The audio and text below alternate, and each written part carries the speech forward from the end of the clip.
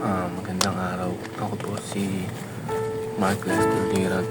Ito po ang aking daily devotion mula sa series ng Loving God is Hating Sin.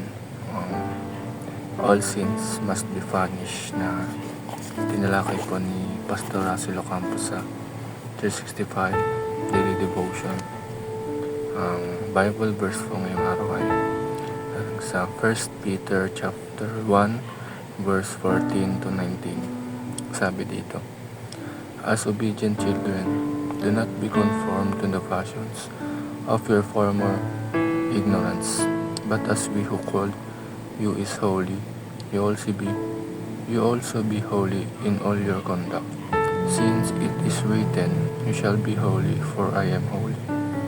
And if you call him as a father who judges impartially according to each one deeds.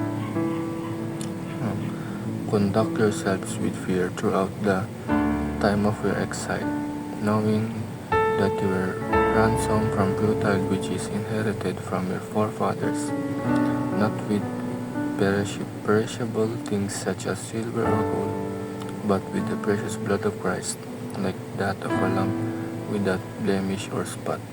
Ang sabi po dito is tayo po daw ay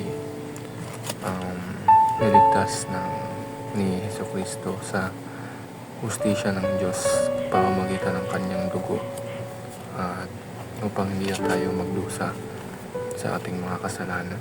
Ang unang teaching po ay God is holy and He hates sin. Ang Diyos na banal ay kinamumuhian ng mga kasalanan. At ang Diyos ay hindi hahayaan na may kasalanan sa mundo dahil ang design talaga ng mundo is peaceful and walang kasalanan, walang krimen o kahit anuman. At ang kasalanan ay may kapalit na kaparusahan. Lahat daw ng kasalanan na nagagawa natin is may kapalit na kaparusahan. Second teaching is God hates our simple fashion.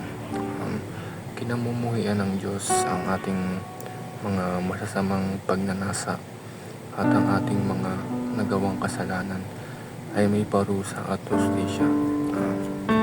At sa hustisya ng Diyos na Diyos Ama ay walang sinuman ang makakatakas dito, walang sinuman ang pwedeng makabali dito. Final teaching ngayong araw ay God pour out His wrath on Christ. Imbis na sa atin ipunta ang mga parusa na harap na parusa na dapat ay para sa atin dahil sa ating mga kasalanan, tinubos tayo ni Kristo sa krus ng Kalbaryo at dahil dito natubos na tayo sa ating mga kasalanan. Ngunit hindi dahil na tinubos na tayo ay pwede na tayong gumawa ng mga kasalanan. Kailangan maging mabuti pa rin tayo at sumunod sa Diyos. Dahil tayo ay niligtas na dahil kay Kristo. Ito ang biyaya ng Diyos na pinagkaloob niya sa atin.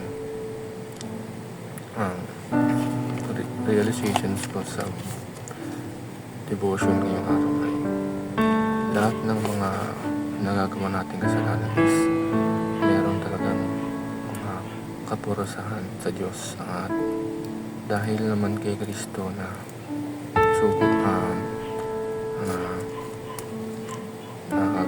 sa atin tubos sa krus ng Kalbaryo ay hindi na sa atin mapupunta ang parusa na dapat ay para sa atin. Yun lamang.